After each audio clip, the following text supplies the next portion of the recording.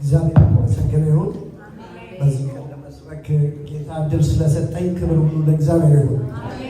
በእርግጥ አጭር ጊዜ ነው የሚኖረን እና በዚህ በሚኖረን ጊዜ በቻልኩት መጠን ብዙ ጥቅሶችን አልነግራችሁም።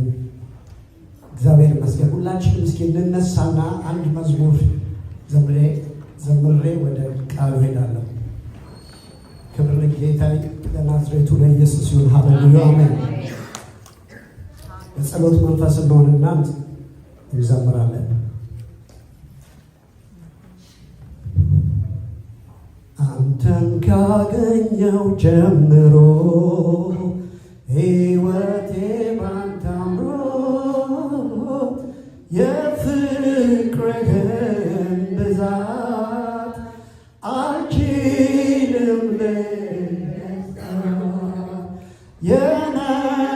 የመውደድህን ብዛት አልችልም ልገልጸው፣ የፈሰሰው ሰማያዊው ጸጋ አኑሮናል ካንተ ጋር፣ የወደድከኝ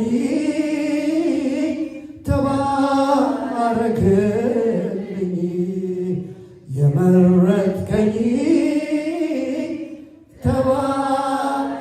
ተባረክልኝ፣ በመስቀል ላይ ስለኔ ሞትሃል፣ አበሳዬን ወስደሃል፣ ምን ልክፈል እንዲያው ልገዛለት፣ ምን ልክፈል እንዲያው ልገዛለት፣ ሰው ያረገኝ ጸጋ ነው ታሪኬን ለውጦ ከሞት አስመልጦ፣ ጌታ ሆይ ተመስገን። ሰው ያረገኝ ጸጋ ነው ታሪኬን ለውጦ ከሞት አስመልጦ፣ ጌታ ሆይ ተመስገን። ክብር ለእግዚአብሔር ይሁን። ይቀመጥ።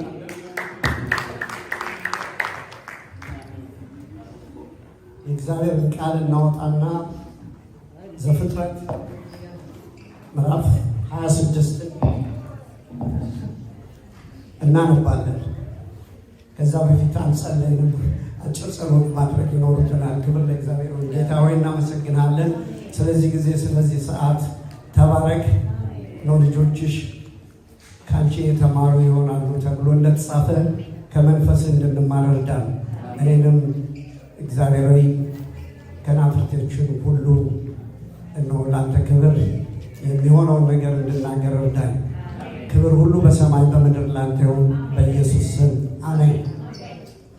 ዛሬ በልቤ ውስጥ ያለው እንድንነጋገር በማስተዋል ጸንቶ መቆም በሚል ነው። ማስተዋል እጅግ በጣም የሚያስፈልግ ነገር ነው። ክብር ለጌታ ይሁን። ከዛ በፊት ግን ዘፍጥረት 26 ላይ አንድ ቃል አለ። እሱን አነባዋለሁ ለመግቢያ ያህል። ይስሐቅ አባቱን የአብርሃም ዘመን ቆፍሮ የነበረችውን የውሃ ጉድጓድ ደግሞ አስቆፍሮ አብርሃም ከሞተ በኋላ የፍልስጤም ሰዎች ደፈኗቸው ይላል። ከዛም ደግሞ ሁለተኛ ጉድጓድ ተቆፈረ፣ አሁንም ተደፈነ። በመጨረሻ ላይ እልፍ ብሎ ሌላ ጉድጓድ አስቆፈረ፣ ስለ እርሷም አልተጣሉም። ስሟንም ሮሆቦት ብሎ ጠራው። እንዲህ ብሎ አሁን እግዚአብሔር አሰፋልን፣ በምድርም እንበዛለን። አሜን። በምድር በኦክላንድ እንበዛለን፣ በዚህ ቤተክርስቲያንም እንበዛለን። ስቶች አሜን ትላላችሁ። ክብር ለእግዚአብሔር ይሁን። ሮሆቦት ይሁንልን። አሜን። በመጽሐፍ ቅዱስ ላይ ብዙ የልብ ምኞች ያላቸው ሰዎች አሉ። አንዱ ስምዖን ነው። ሁላችንም የልብ ምኞት አለን። ከፍተኛ የልብ ምኞት በሚኖረን ጊዜ ይህን ነገር ሳላይ አልሞትም የምንለው ነገር አለ። ብዙ እናቶች ምን ይላሉ? ልጄን ሳልድራት እንዳልሞት ብለው ይመኛሉ። ድሮ ኢትዮጵያ በነበርንበት ጊዜ ወደ አሜሪካ ሳልሄድ እንዳትገለኝ ያልንበት ጊዜ ነበረ። እዚህ ከመጣም በኋላ ግን ያየሩ ታሪክና የሆነው ነገር በጣም የተለየ ነው። ሳልሞት ይህን ነገር እንዳላየው ስምዖን የሚባለው ሰው እንደዚህ ብሎ ተናገረ። ሉቃስ ላይ ስንመለከት ስምዖን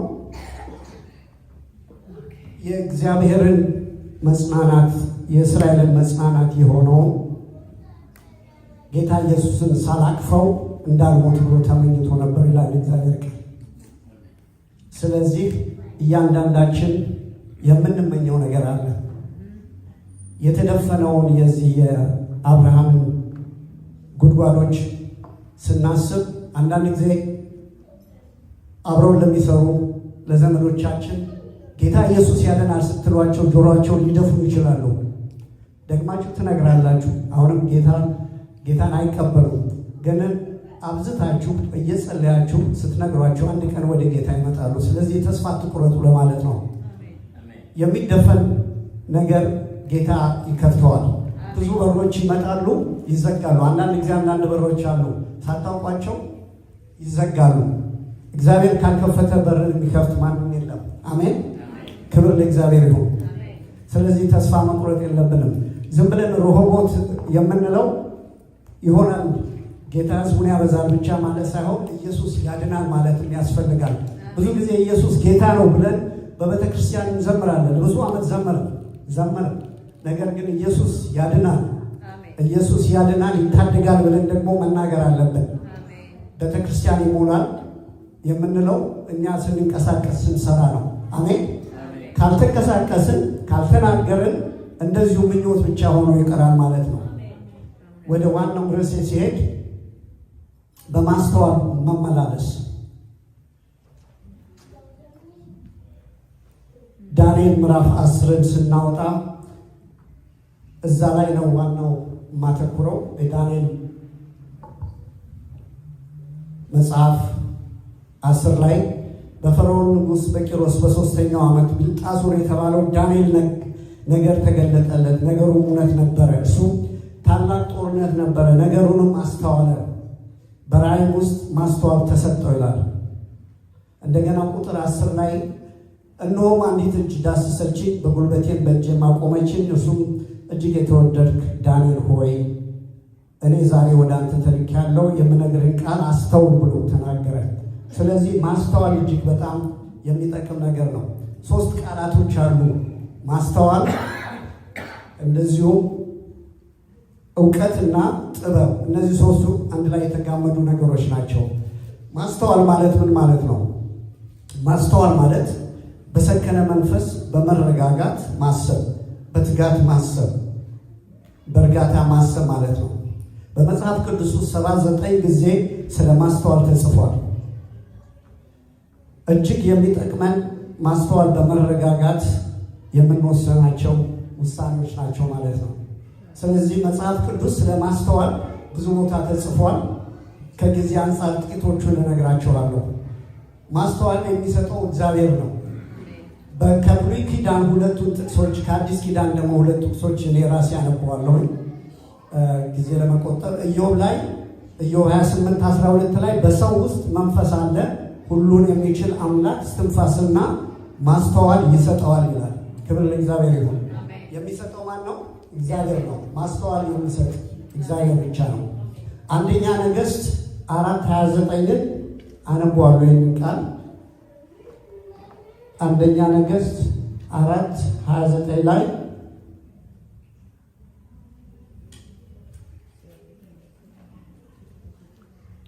እግዚአብሔር ለሰለሞን እጅግ ብዙ ጥበብ ማስተዋልን በባህር ዳርም እንዳለ አሸዋ የልብ ስፋት ሰጠው ይላል። ክብር ለእግዚአብሔር ይሁን። የልብ ስፋት እጅግ ያስፈልጋል። ለአገልግሎት በኑሮ የልብ ድካም የልብ ስፋት ያስፈልጋል። በሪሌሽንሽፕ የልብ ስፋት ያስፈልጋል። በትዳር ውስጥ የልብ ስፋት ያስፈልጋል። በስራ በምን ካለቆቻችን ጋር የልብ ስፋት ያስፈልጋል። ስለዚህ ለሰለሞን የተሰጠውን ነገር እግዚአብሔር የሰጠው የልብ ስፋት ነበር። ሰለሞን በብዙ ነገር ውስጥ ሲያልፍ እግዚአብሔር በሰጠው የልብ ስፋት ብዙ ነገሮችን አልፎ ነበር ማለት ነው። ክብር ለእግዚአብሔር ይሁን። እንደ ኢየሱስ ያለ ማንም የለም። እስኪ እጆቻችሁን አንሱና ልባርካችሁ። እግዚአብሔር የልብ ስፋት ይስጣችሁ። ልጆቻችሁን የምታሳድጉበት በጥበብና በማስተዋል እግዚአብሔር ይባርካችሁ። እግዚአብሔር እነዚህን ቲኔጀሮች ዛሬ የሚያስደንቅ ምስክርነት ሰጥተዋል። ጸንተው በማስተዋል እስከ መጨረሻ እንዲቀጥሉ እናንተም እንድትረዷቸው ማስተዋልን ይስጣችሁ። ክብር ለእግዚአብሔር ይሁን። በማስተዋል እንድንመላለስ የሚረዱ ነገሮች ጥቂቶች አሉ። ባጭሩ ነግራቸዋለሁ። 7 ነገሮች አሉ። የመጀመሪያው የእግዚአብሔርን ቃል ማወቅ ነው። ቅዱሱን ማወቅ ማስተዋል ነው ይላል መጽሐፍ ቅዱስ። ቅዱሱ ማን ነው? እግዚአብሔር። እግዚአብሔርን ማወቅ ማስተዋል ነው። ኤፌሶን 5:18 ቃሉ በሙላት ይኖሩባችሁ ይላል። ሁለተኛው በመታዘዝ ነው።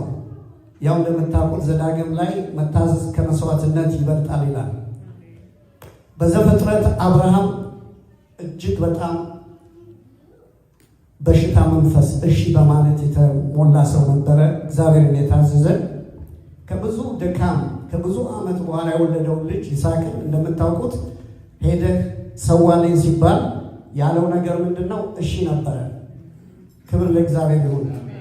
መዝሙር ላይ በሽታ መንፈስ ደግፈህ ያዘኝ የሚል ቃል አለ። በሽታ መንፈስ ደግፈህ ያዘኝ ይላል ዳዊት። በቃሉ በጣም የተባረከችው ብዙ ጊዜ በስብከት የሰማናት ሩት ናት። ሩት ኑኃሚን የምትላትን እየሰማች ትሄድ ነበረ። በማታውቀው ሀገር ሄዳ ሩት የምትሰጣትን ትእዛዝ ትከተል ነበረ። ቃርሚያ ልቀሚ ስትባል ቃርማ ትለቅማለች። ቃርሚያ መልቀም ማለት በጣም ሌፍቶቨር ማለት ነው። በነገራችን ላይ ሌፍቶቨር ፉድ እና ፍርፋሪ፣ ድሮ በሀገራችን ፍርፋሪ የሚሰጠው ለውሾች ምናምን ነበረ እና እቺ ሴት ግን የተባረከች ሴት ናት። ኑኃሚንን ትሰማታለች። እንደውም ምን አለቻት? አንድ ጊዜ ሄደሽ ቦዔዝ ዘመዳችን ስለሆነ ልብስሽን ቀይሪ፣ ታጠቢ፣ ከዛ ቦዔዝን ሄደሽ ዋርሳዬ ነው ብለሽ አብረሽ ሁኚ ስትላት፣ እቺ በጣም ቆንጆ የነበረች ሩት ቆንጆ ናት፣ ደም ግባት አላት ይባላል። ለዚህ ሽማግሌ ሰው ራሷን ሰጥታ ስለሰማቻት የተባረከች ሆና ከዚህ ሰው የወለደችው ሰው በክርስቶስ የዘር ግንድ የገባ የዳዊት አያት ኢዮባድ ነው። ስለዚህ እሺ ማለት ብዙ ማትረፍ ነው፣ ብዙ መባረክ ነው። አሜን። ሶስተኛው በቅድስና መመላለስ ነው። እንግዲህ ቶሎ ቶሎ ነው የሚሄደው ምሳ ስላለ እኔ ቅዱስ እንደሆንኩኝ እናንተም ቅዱሳን ሁኑ ይላል የእግዚአብሔር ቃል። ስለዚህ በአካሄዳችን፣ በአኗኗራችን፣ በአነጋገራችን መቀደስ አይደለም። አሜን። ድሮ ታስታውሳላችሁ አገር ቤት እያለን የድሮ ፕሮቴስታንቶች በጣም ታማኝና ቅዱስ የፍቅር ሰዎች ስለነበሩ አንድ ቅጽል ስም ወጥቶላቸው ነበረ። ምንድን ነበረ? ታማኝ ዜጎች ይባላሉ። ታስታውሳላችሁ? ታማኝ ዜጋ የሚባል መንግስት ነው። እነዚህ ታማኝ ናቸው ተብለው ባንክ እነሱ ናቸው የሚቀጠሩት። ፕሮቴስታንቶች እድር ላይ ገንዘብ ያዥ የሚባሉት እነሱ ናቸው። አንድ ደግሞ ማህበር ነበረ፣ የህብረት ስራ ማህበር የሚባል እዛ ውስጥ ደግሞ ገንዘብ ያዥ የሚሆነው ማነው ሲባል ፕሮቴስታንቶች ናቸው። እርግጠኛ ነኝ እና ወንድሜ ካሱ እዛ ውስጥ ሳይገባ አይቀርም። በዛን ዘመን የነበሩ ብዙ የተባረኩ የአካውንታንት ምናምን የነበሩ በየትሩ ገንዘብ ያዥ ነበር። ይህ ነገር ግን አሁን እንደዚህ የሚሆን አይመስለኝም ብዬ ልለፈው፣ ሌላ ማለት አልችልም ስለማይገባ። ስለዚህ በቅድስና መመላለስ እጅግ በጣም አስፈላጊ ነው። ሌላው መዝሙር በምንዘምርበት ጊዜ ደግሞ በማስተዋል መዘመር አለበት። ብዙ ባለማስተዋል የምንዘምራቸው መዝሙሮች ስላሉ ጥቂቶችን እነግራቸዋለሁ። የታምራት ኃይሌን ድንቅ ነው ለኔ ጌታ ድንቅ ነው ለኔ ኢየሱስ የሚለው መዝሙር የወንድሞች ህብረት ተሰብስበው 12 ዓመት ደም ሲፈሰኝ ኖሬ የሚለውን መዝሙር ዘመሩ ይባላል። እና ወንድሞች ይህን መዘመር የሚገባቸው አይመስለኝም፣ ግን ያስተዋሉ ወንድሞች ኧረ ይህን መዝሙር ለእኛ አይመጥነንም ወይም አይሆነንም ብለው አቆሙት። ሌላ ጊዜ ደግሞ ሌላም የሰማሁት አለ። በአንድ ትልቅ ከተማ በስደቱ ዘመን እያመለኩ እያሉ ከሌላው ክፍል ከሌላው ተቃዋሚዎች ድንጋይ እየወረወሩ አስቸገሯቸው። የዚህ ጊዜ ክርስቲያኖቹ ተሰበሰቡና አንድ መዝሙር ዘመሩ። የእግዚአብሔር ክንድ ሆይ ተነስ፣ የእግዚአብሔር ክንድ ሆይ ተነስ፣ እያሉ ሲዘምሩ በዛን ጊዜ ተጋብዘው የመጡት አንድ ትልቅ አባት ነበሩ። ወደ ጌታ ሄዱት ቄስ በሊና እሳቸው መጡና ይሄን መዝሙር አቁሙ፣ የእግዚአብሔር ክንድማ ከተነሳ ከተማው ሊበጠብጠው ይችላል፣ ቀላል አይደለም፣ የእግዚአብሔር ክንድ ተነሳ ተባሉ፣ መዝሙር ቀይሩ ተባሉ። እና አንዳንድ መዝሙሮች አሉ መዘመር የማይገባን ወይም አንዳንዴ ባለማስተዋል የምንዘምረው መዝሙሮች አሉ።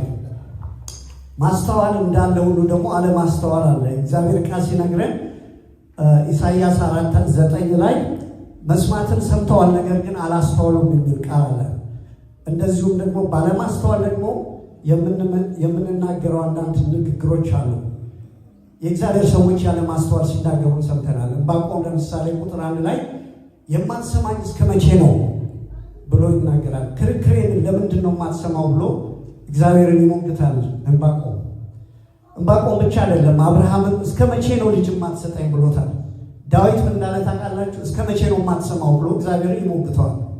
እስከ መቼ ነው ጠላቶቼ በእኔ ላይ የሚነሱት ብሎ ዳዊት ይሞግተዋል። እስከ መቼ ያላችሁበት ብዙ ጥያቄዎች አሉ አይደለም? እኔ ብዙ እስከ መቼዎች ነበሩኝ።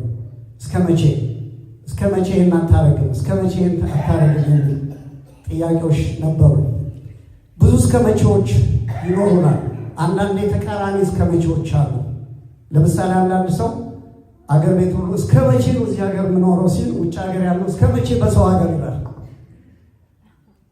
ቤት ያለው ሰው እስከ መቼ ያለ ቤት እኖራለሁ ሲል፣ ቤት ያለው ሰው ደግሞ እስከ መቼ በዚህ ቤት ይላል። ይገርማል። ስራ የሌለው ሰው እስከ መቼ ያለ ስራ እኖራለሁ ብሎ እግዚአብሔርን ሲያማርር፣ ሌላው ደግሞ እስከ መቼ በዚህ ስራ እኖራለሁ ብሎ ይናገራል።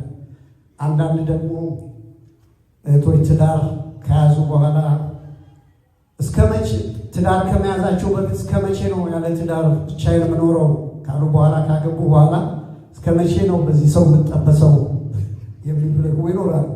ስለዚህ እስከ መቼዎች ይቀጥላሉ።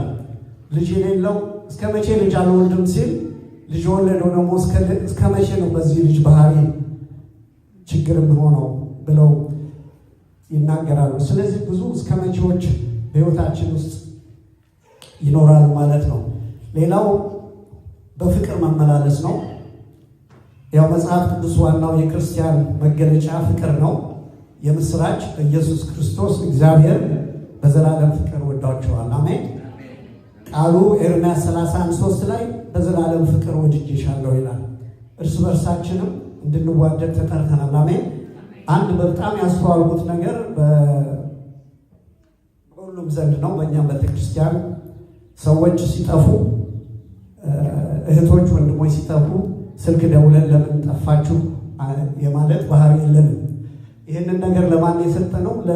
ለፓስተሮችና ለሽማግሌዎች ብቻ ነው። እና ሁላችን እስኪ አመን እንበልና የጠፋውን ወንድማችንና እህታችንን እየደወል ደህና ነው ወይ ምነው ጠፋ ቤተክርስቲያን አላየም እንበል።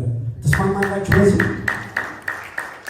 ይሄ በጣም ያስተዋልኩት ነገር ነው። ደግሞ እውነት ነው፣ ፋክት ነው እና መናገር አለበት። ወንድሞች ሲጠፉ ካልጠየቃችሁ ፍቅር አለኝ ማለት የሚያሆን ነገር ነው። አንዳንድ ጊዜ ለቅሶዎች፣ ሰርጎች ብቻ ሲሆኑ ሳይሆን እንደዚሁ ባዘቦቱም ጊዜ ይህንን ስራ ለጥቂቶች ለአገልጋዮች ብቻ አንቶ ሁላችንም በዚህ ነገር እንያያዝ ለማለት ነው። ክብር ለእግዚአብሔር ይሁን። በፍቅር መመላለስ በጣም ይጠቅማል። ከዚህ በፊት በዚህ ስለ ፍቅር ተናግሬያለሁ እና ብዙ እዛ ውስጥ አልቆይም። ባሎች እንግዲህ ሚስቶቻችሁን የምትሉትን ታውቃላችሁ። አይላቪዩ የሚለውን ነገር አትርሱ። አይላቪዩ ብቻ አይበቃም፣ አበባም ቸኮላትም ምናምን አንዳንድ ጊዜ እንዳትረሱ ይዛችሁ። እህቶች ሳቅ እያሉ ናቸው። አሜን የሚለው ወንድሞችንም ጭምር ያካትታል። እህቶችም እንደዚሁ ወንድሞችን ደግሞ መታዘዝ ያስፈልጋል። አሜን። በብዙ ነገር መታዘዝ አለባቸው። እግዚአብሔር ይርዳል። ሁላችንም እግዚአብሔር ለእኔ አደርገዋለሁ ማለት አይደለም። የማደርገውም ጊዜ አለ፣ የማላደርገውም ጊዜ አለ። ግን በዚህ ነገር ጌታ በጣም አስተምሮኛል። አንዳንድ ጊዜ አድርጌ ከረሳው ባለቤቴ ጂጄን ታያለች እና ሁሉ ጊዜ አስፈላጊ ነገር ነው። በፍቅር መመላለስ እጅግ በጣም ጥሩ ነው። በቤተክርስቲያን በፍቅር ከታዘዝን እግዚአብሔር ቤቱን ይሞላዋል። በማስተዋል መመላለስ ማለት አንዱ በፍቅር መመላለስ ነው። አምስተኛው በመጽናት በእግዚአብሔር ፊት መመላለስ ነው። መጽሐፍ ቅዱስ ቅድም ያነበብኩት ክፍል ላይ ዳንኤል የምናወጣው ዳንኤል ምዕራፍ 10 ላይ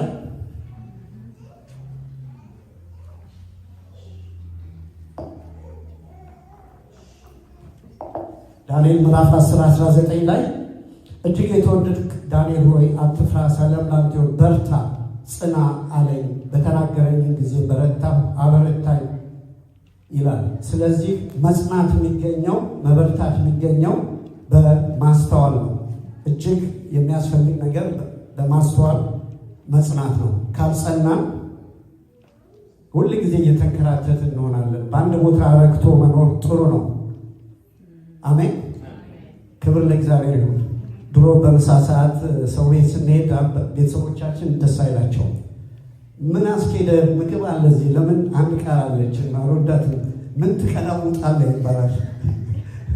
ረሳችሁታል? ቃል ምን መቀላወጥ ነው? ምን ቤት ምግብ እያለ ከሌ ጎረቤት ትሄዳለህ ይባላል። አንዳንድ ጊዜ መንፈሳዊ መቀላወጥም አለ። ገና ምግብ ገና ትምህርት እያለ ወዲላው እዚህ ጋር ኮንፈረንስ አለ፣ እዛ ጋር ኮንፈረንስ አለ እየተባለ ሰዎች ዝም ብለው ይሄዳሉ። አንዳንድ ጊዜ ትምህርት የምንማርበት ስፍራ መሄድ መጥፎ ነው እያልኩ አይደለም፣ ግን በምንጸናበት ጊዜ ግን ሽልማት አለው። እንደዚሁ በከንቱ አንሮጥም። አሜን። በከንቱ አንመጣም። አንዳንዶች ዝም ብለው አይመጡም። ኡበር ይዘው የሚመጡ እህቶች አውቃለሁ እና ከጥማታቸው የተነሳ ከጽናታቸው የተነሳ ያገለግላሉ እና እግዚአብሔር የሮጡትን ሰዎች ያከብራቸዋል።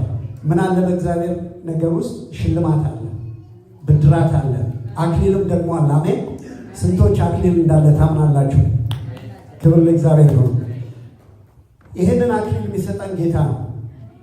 ራእይ 2:10 ላይ የጽድቅ አክሊል የሚል ሐዋርያ ጳውሎስ ይናገራል። የሕይወት አክሊል አለ፣ የክብርም ደግሞ አክሊል አለ። ስለዚህ እነዚህን እያሰብን መሄድ አለብን። ብድራታችንን ትኩር ብለን እያየን ሰዎች ለማስደሰት አይደለም የምንመጣው፣ እግዚአብሔር ስለሚያይ ነው የምንመጣው። ፓስተሮችን ለማስደሰት አይደለም፣ ጌታን ለማስደሰት ነው የምንመጣው። ደግሞ ደስ ብሎ እንሄዳለን። አንዳንድ ጊዜ መተን በጣም ይገርመኛል። ቤተክርስቲያን ከመምጣታችን በፊት ፊታችን ሰፊ ሆኖ ተባርከን ደስ ብሎን ደግሞ ወደ ቤታችን እንሄዳለን። ይህ የእግዚአብሔር ቤት የደስታ ቤት ነው፣ የመፈታት ቤት ነው። ክብር ለእግዚአብሔር ይሁን። እግዚአብሔር ይባርከናል።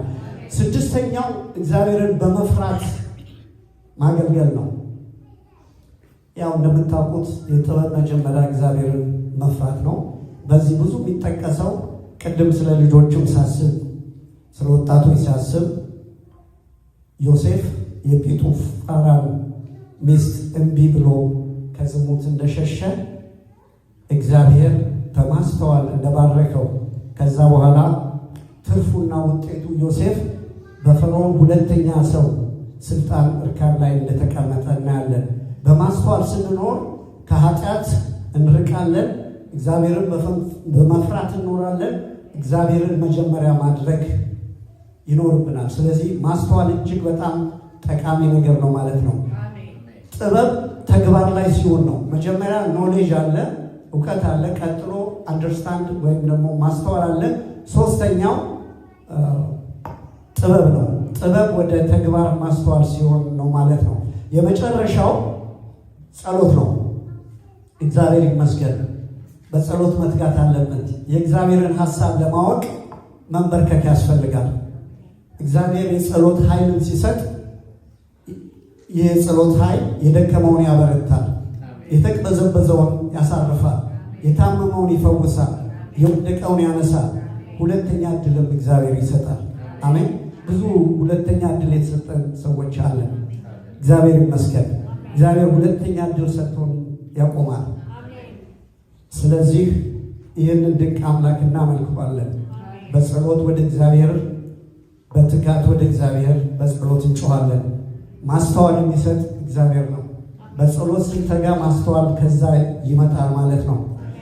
አንድ ሴት አለች በመጽሐፍ ቅዱስ ላይ ብዙ ጊዜ የምናውቀው አስቴር በጾመችና በጸለየች ጊዜ ትልቁን አዋጅ የሻረች አዋጅን በአዋጅ የሻረች አስቴር ናት፣ በጾምና በጸሎት። ከዛ በኋላ የንጉሱ ወርቅ ተዘረጋላት ይላል የእግዚአብሔር ቃል። የእግዚአብሔር እጅ በጸሎት ይዘረጋል። አሜን ትላላችሁ? ክብር ለእግዚአብሔር ይሁን። በጸሎት ነው ሁሉ ነገር የምናደርገው። ኃይል የምናገኘው ያለ ጸሎት ምንም ማድረግ አንችልም። ደካሞች ነን። በተለይ በትዳር ላይ ጠዋት ማለዳ ላይ ተነስቶ እንደ መጸለይ መልካም ነገር የለም። ጠዋት ከጸለያችሁ ትዳራችሁ ኢትስ ፋይን ማለት ነው። በዛ ቀን ያለውን የአጋንንትን አሰራር እየመታችሁ ኮሚኒኬሽናችሁን እየተነጋገራችሁ መቀጠልና መቀጣጠል ነው የሚሆነው። ስለዚህ ጸሎት በጣም ኢምፖርታንት ነው። እኔም በጣም ደርቶኛል፣ እናንተንም ይረዳቸዋል። አሜን። ክብር ለእግዚአብሔር ይሁን። በመጨረሻ የማነበው አንድ ጥቅስ ሚልክያስ 3:1 ነው። እግዚአብሔርን መፈለግ ያስፈልጋል። እናንተ የምትፈልጉት ጌታ በድንገት ወደ መቅደሱ ይመጣል ይላል። እኛ የእግዚአብሔር ቤተ መቅደስ ነን። በማስተዋል ስንራመድ እርሱ ድንገት ይመጣል፣ ተስፋችን ይመጣል። አሜን። ክብር ለእግዚአብሔር ይሁን እና በድንገት እግዚአብሔር ልጅ የናዝሬቱ ኢየሱስ ይመጣል። ማራናታ፣ ኢየሱስ ይመጣል። ማራናታ፣ የምንጠብቀው ኢየሱስ ይመጣል። ታውቃላችሁ ይሄ ዓለም በጣም አድካሚ ነው። በጣም አድካሚ ነው። ሰው ስንት ዓመት እንደሚኖር ታውቃላችሁ? 70 ዓመት። 70 ዓመት ማለት 25550 ቀን ማለት ነው። 25550 ቀን በጣም ትንሽ ነው። ስለዚህ ድካም ነው ማለት ነው። ስለዚህ ጌታን እናገልግለው። ጌታን በርትተን በትጋት እንጠብቀው። እየጸለይን ጌታን እንጠብቀው። እያስተዋልን ጌታን እንጠብቀው። እያፈቀርን ጌታን እንጠብቀው። እየጸለይን ጌታን እንጠብቀው። እያገለገልን ጌታን እንጠብቀው። ክብር ለኢየሱስ ይሁን። ሁላችንም እንነሳና እንጸልያለን።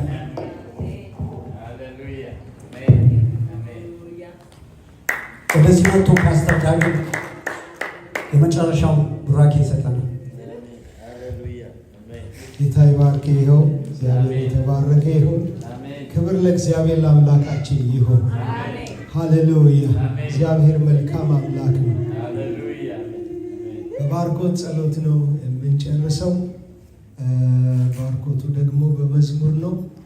እጆቻችንን ዘርግተን በዚህ ባርኮት ጸሎት እንጨርሳለን። ሃሌሉያ። በአንድነት አስሮ በፍቅር ባርኮ ይሰብስብል ምርኮ በምርኮ ብዛት ተባዛ የአባቴ መንጋ የሚነሳብን ወገቡ ይዋጋ። እግዚአብሔር ይባርክ ይጠብቅ ፊቱን ደግሞ ያብራል ይራራል። እግዚአብሔር ፊቱ ወደ አንተ ያንሳ ሰላሙን ደግሞ ይስጥ ይጨምርልሃል። የጽድቅ ኑሮ የቅድስና እያበዛለ ጸሎት ጽሞና የቃሉ ረሃብ የአምልኮ ጥማት ያትረፍርፍልን ቅባት በቅባት። እግዚአብሔር ይባርክ ይጠብቅ ፊቱን ደግሞ ያብራል ይራራል። እግዚአብሔር ፊቱን ወደ አንተ ያንሳ ሰላሙን ደግሞ ይስጥ ይጨምርልን። ሽማግሌዎች ከአደባባይ ሕፃናት ልጆች ከሜዳው ላይ የአዝመራው መዓዛ የአምልኮ መድረክ ሁሉም ይለምልም ሁሉም ይባረክ። እግዚአብሔር ይባርክ ይጠብቅ ፊቱን ደግሞ ያብራል ይራራል። እግዚአብሔር ፊቱን ወደ አንተ ያንሳ ሰላሙን ደግሞ ይስጥ ይጨምርልሃል። የግብፅ ቁስል ደዌ ቸነፈር ጭንገፋና ሞት አንተን አይድፈር። ቀሳፊው መልአክ ቤት አይግባ ጉበን መቃን በደመቀባ። እግዚአብሔር ይባርክ ይጠብቅ ፊቱን ደግሞ ይራራልህ። እግዚአብሔር ፊት ወደ አንተ ያንሳ ሰላሙን ደግሞ ይስጥ ይጨምርልህ። ተምቻ ይውረር ደግሞም ኩብኩባ የአየር ንብረት እንዳይዛባ። ወንዝ አፈርን ጌታ ይባርክልህ ቁርባን መስዋዕትን ያለምልምልህ። እግዚአብሔር ይባርክ ይጠብቅ ፊቱን ደግሞ ይራራልህ። እግዚአብሔር ፊቱ ወደ አንተ ያንሳ ሰላሙን ደግሞ ይስጥ ይጨምርልህ። ተባረኩ። ጌታ ኢየሱስ ይባርካችሁ። ምሳለ ወደ ላይ ነው የምንወጣው። ወንድሞች እዚህ አካባቢ እንፈልጋችኋለን። ይህንን ውሃ ማውጣት ስላለ